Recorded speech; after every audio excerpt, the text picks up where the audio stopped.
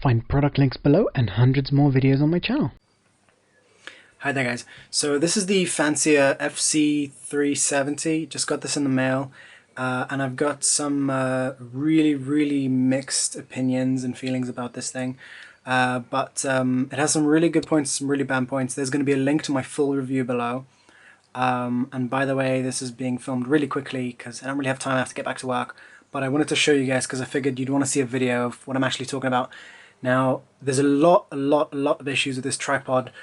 For one, the legs suck really bad. I'm not even sure if they're kind of usable for just putting a camera on it, but I mean, they're kind of flimsy. This is without the feet on it.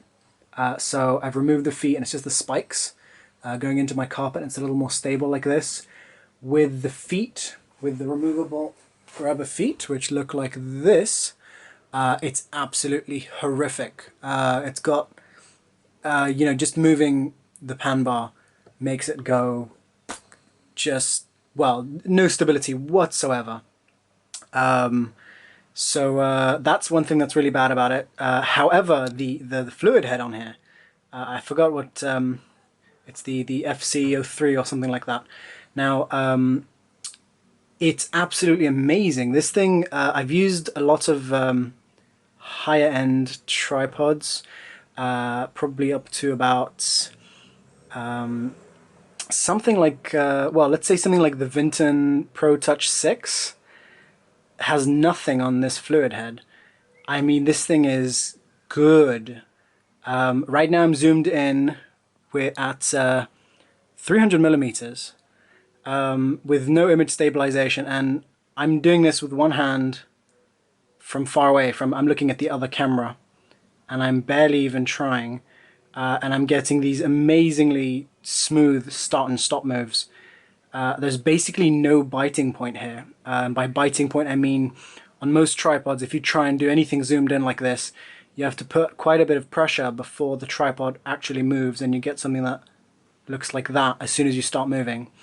And then stopping isn't too bad, but as soon as you try and just get that smooth start, you'll get a jerk at the beginning.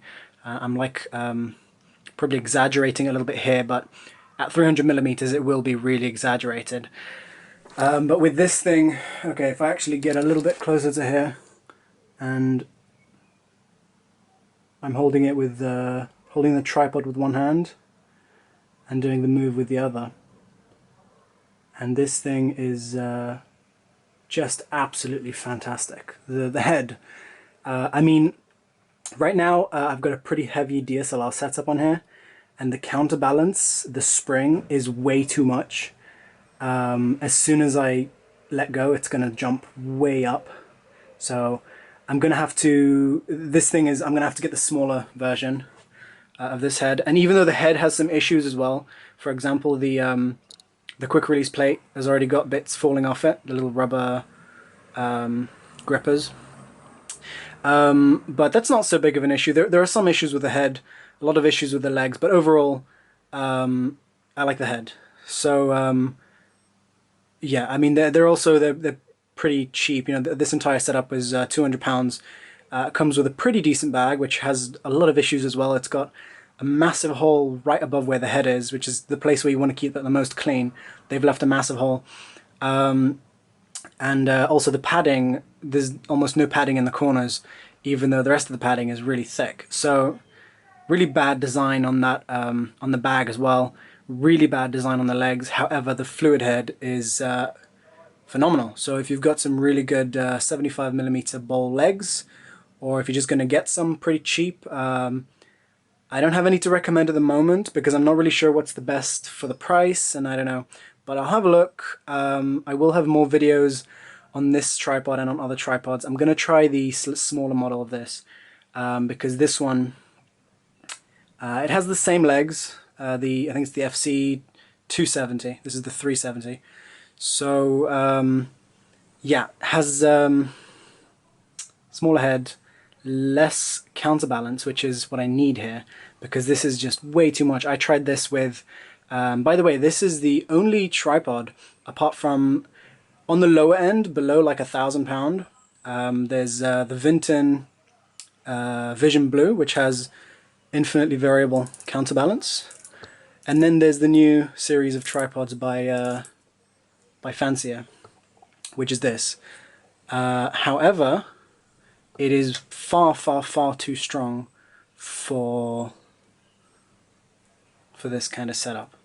So, I mean, I even tried, I tried this with a big rig. It was still not working properly. So the counterbalance on this thing sucks. So I'm going to go to the smaller version, which actually just has the fixed counterbalance like most tripods, or most that actually have a counterbalance. So this was my first quick review on this. There's more info written as a full written review, at least as far as I can, as far as I can say from a first few hours of use. So that'll be linked below to that. But overall, just, oh, I love the smoothness of this head. It's, I mean, it really compares to what you'd get from a really high-end tripod. I mean, look at that. I can actually start and stop and move at 300mm with no shake whatsoever. And any shake that you will be seeing is coming from the legs, rather than the head. The head has no play in it whatsoever. So, yeah, really happy with that. I mean, even if you have a look at that, now there's just left and right. It has a little bit of bounce back. So you see, as soon as I let go, it goes back the other way a little bit.